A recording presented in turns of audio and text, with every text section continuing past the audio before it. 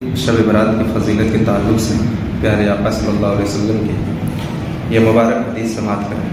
اللہ کے پیارے حبیب صلی اللہ علیہ وسلم ارشاد فرماتے ہیں، جس کے راوی حضرت سیدنا ابوبکر صدیق رضی اللہ عنہ ہیں، فرماتے ہیں کہ شعبان کی 15ویں رات ہو تو اس رات میں یعنی شب برات میں نماز پڑھو، اور 15ویں شعبان یعنی شب برات کی صبح میں روزہ رکھو۔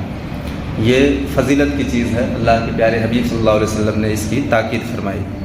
ایک دوسری حدیث میں ہے، اللہ کے نبی صلی اللہ علیہ وسلم ارشاد فرماتے ہیں کہ شب برات یہ برکت والی رات ہے، اور اللہ تعالیٰ اس رات میں فرماتا ہے کوئی مغفرت طلب کرنے والا کہ میں اس کو بخش دوں، ہے کوئی عافیت چاہنے والا کہ میں اس کو عافیت دوں، ہے کوئی روزی مانگنے والا کہ میں اسے روزی عطا کروں، ہے کوئی یہ مانگنے والا، ہے کوئی یہ مانگنے والا۔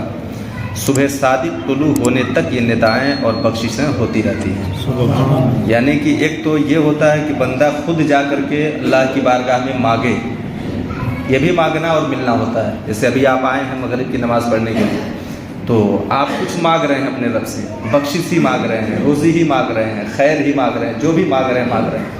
ایک تو یہ بھی مانگنا ہے اور اللہ کی جانب سے ملنا ہے، اور ایک وہ ایسی مبارک ساعت ہے کہ خود اللہ تبارک و تعالیٰ کی جانب سے یہ آواز آتی ہے کہ تم کو چاہیے کیا؟ اپنے زبان میں کیسے بولتے ہیں، تم کو ہونا کیا یہ؟ یعنی میں تو مائل بکرم ہوں، کوئی سائل ہی نہیں، راہ دکھلائیں کسے رہ ہوئے منزل ہی نہیں۔ یعنی خود اللہ کی رحمت خود مائل ہے دینے پر، بندہ نہیں لے رہا، غفلت میں بھاگ رہا۔ تو یہ وہ مبارک شب ہے جس میں خود رحمتیں بڑھ بڑھ کر کے اپنے دامن میں لینے کے لیے آواز لگاتی ہیں، اور ہم اس سے غافل ہو جاتے ہیں۔ اور ایک دوسری حدیث میں دیکھیں، نبی پاک صلی اللہ علیہ وسلم نے ارشاد فرمایا کہ جس نے عید کی 2 راتیں، عید الفطر اور عید الاضحیٰ، عید کی 2 راتیں اور 15ویں شعبان کی رات کو زندہ کیا، یعنی کہ اس رات میں عبادت کیا۔ زندہ کرنے کا مطلب اس رات میں عبادت کرنا ہے۔ عید کی 2 راتیں اور شب برات، تو نبی فرماتے ہیں کہ اس کا دل اس وقت بھی نہیں مرے گا جب سب کے دل مر جائیں گے۔ سبحان اللہ۔ جب سب کے دل مر جائیں گے اس وقت بھی اس بندے کا دل نہیں مرے گا جو شب برات کی رات میں جگ کر کے عبادت کرتا ہے، جو عید کی رات میں جگ کر کے عبادت کرتا ہے، جو بقرعید کی رات میں جگ کے عبادت کرتا ہے۔ تو اس بندے کا دل اس وقت بھی نہیں مرے گا جب سب کے دل مر جائیں گے۔ تو یہ بہت بڑی نعمت ہے اور بہت بڑی دولت ہے، اسے ہمیں حاصل کرنا چاہیے۔ حضرت علی رضی اللہ عنہ فرماتے ہیں کہ اللہ کے پیارے حبیب صلی اللہ علیہ وسلم نے ارشاد فرمایا، جب شعبان کی 15ویں رات ہو تو اس میں قیام کرو، اور اس کے دن یعنی 15ویں شعبان کو روزہ رکھو۔ بے شک اللہ تعالیٰ اس رات میں غروب آفتاب سے آسمان دنیا پر تجلی فرماتا ہے۔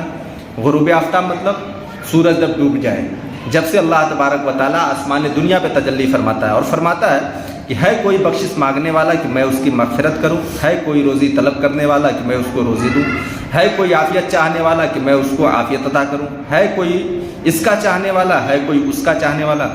حضرت علی فرماتے ہیں کہ یہ عطیات اور بخششیں صبح صادق کے طلوع ہونے تک جاری رہتی ہیں۔ اب اس میں ایک چیز اور یہ سمجھ میں آتی ہے کہ مشکلات بھی آدمی کے ساتھ ضروریات بھی رہتی ہیں۔ اب بندہ یہ سوچے کہ میں پوری رات نہیں جگ سکتا، تو صحیح ہے، ہر کوئی نہیں جگ سکتا۔